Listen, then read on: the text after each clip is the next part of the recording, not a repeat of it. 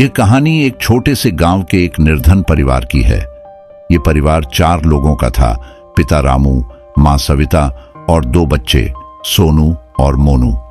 रामू एक किसान था जो अपनी छोटी सी जमीन पर खेती कर अपने परिवार का पेट पालता था। उनका जीवन अत्यंत कठिनाइयों से भरा था, लेकिन वे सभी एक दूसरे से बेहद प्यार करते थे। रामू की जमीन बहुत उपजाऊ नहीं थी, इसलिए उसकी फसलें भी अच्छी नहीं होती थी। कई बार तो उन्हें पर्याप्त अनाज भी नहीं मिल पाता था, लेकिन रामू मेहनत करने से कभी पीछे नहीं हटा।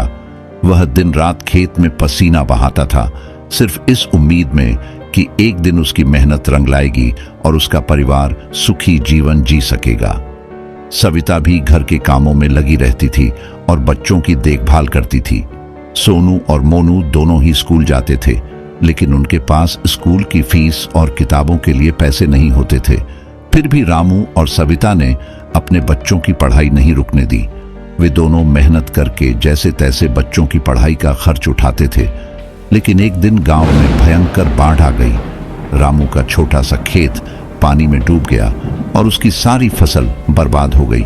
उसका घर भी बाढ़ में बह गया। उस दिन रामू और सविता के पास कुछ भी नहीं बचा था, न घर, न खेत और न ही खाने का अनाज। रामू और सविता टूट चुके थे, लेकिन बच्चों के चेहरे पर उदासी देखकर उन्होंने अपने आंसू छुपा लिए। वे गांव में मदद के लिए गए, लेकिन वहां भी सभी लोग खुद ही संकट में थे।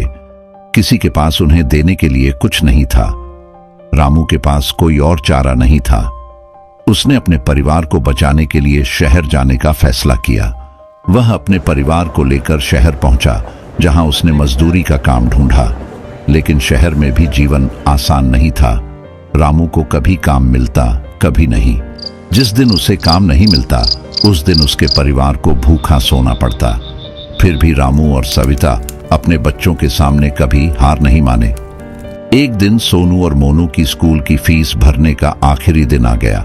रामू और सविता के पास पैसे नहीं थे। वे बच्चों को स्कूल से बाहर होते हुए नहीं देखना चाहते थे।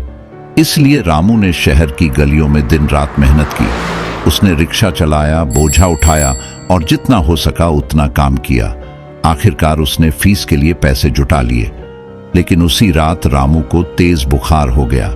सविता ने उसे अस्पताल ले जाने के लिए कहा, लेकिन रामू ने मना कर दिया।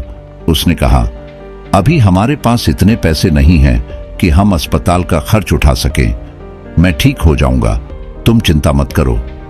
रामू ने खुद को ठीक करने की बहुत कोशिश की, लेकिन बुखार दिन ब दिन बढ़ता गया।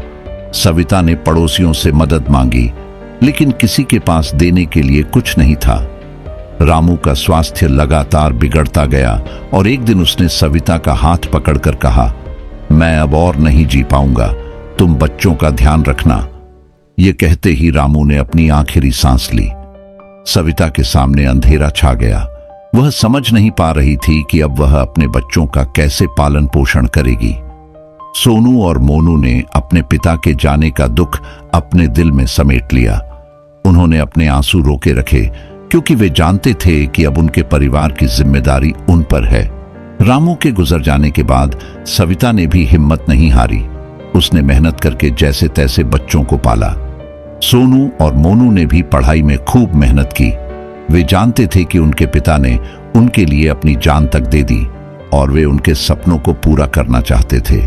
सालों की कठिनाइयों के बाद सोनू और मोनू ने अपनी पढ़ाई पूरी की और अच्छे नौकरियां हासिल की। वे अब एक अच्छे जीवन जीने लगे थे। उन्होंने अपनी मां को भी हर सुख सुविधा दी, लेकिन जब भी वे अपने पिता को याद करते, उनकी आंखों में आंसू आ जाते।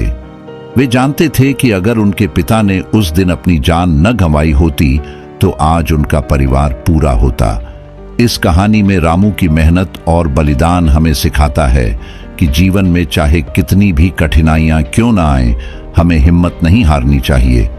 उसकी इस कहानी में छुपी पीड़ा और संघर्ष हमें सोचने पर मजबूर करती है कि हम अपने प्रियजनों के लिए क्या कर सकते हैं।